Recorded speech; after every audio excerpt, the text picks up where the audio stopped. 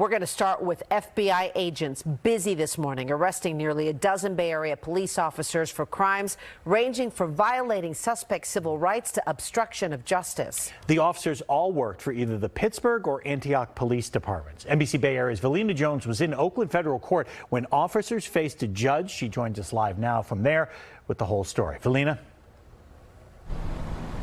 Well, that's right. You know, this early morning raid started around 5 a.m. this morning. And like you said, this stems from a 2-year-long investigation into both current and former members of both the Antioch and Pittsburgh police departments. Some of those officers were here in court today. They spent the majority of the day here inside this federal courthouse. In total, around 9 suspects have been arrested. This is a result of 4 different indictments today. 7 of those defendants were in court for their arraignments. The charges are wide-ranging, including conspiracy to distribute narcotics, altering and falsifying records of a federal investigation, wire fraud where officers allegedly defrauded money from the police department, civil rights violations, and obstruction of justice. Now, during the investigation, racist and homophobic text messages were also found between dozens of Antioch police officers on their cell phones. That's also under investigation by the state. Collectively, these 4 indictments describe a group of officers who acted as though they were above the law.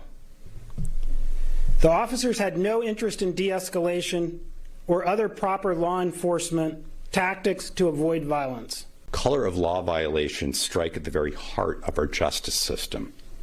They undermine public confidence in the law and law enforcement and erode the fundamental rights of our citizens.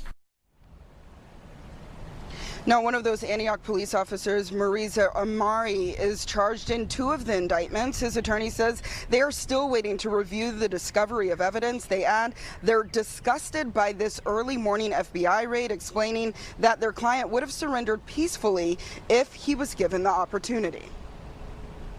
These dramatics, and that's what they were, that took place at his house in the very early morning hours today were entirely unnecessary. It was unconscionable. There were flashbangs deployed at his house. He was surrounded, and there was use, as I understand it, of a megaphone.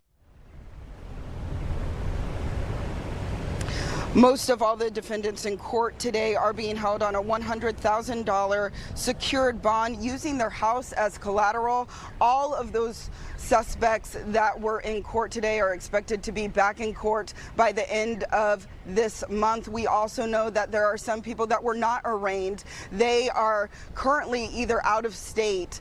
Most of them are out of state. We know that this investigation stemmed with help from FBI officers in Texas and Hawaii and other places throughout the country. So a lot of hands involved in this investigation. Some of those defendants still need to come back here to California. All right. Thank you, Valina. A lot of information there to digest, a lot to go through. Thank you.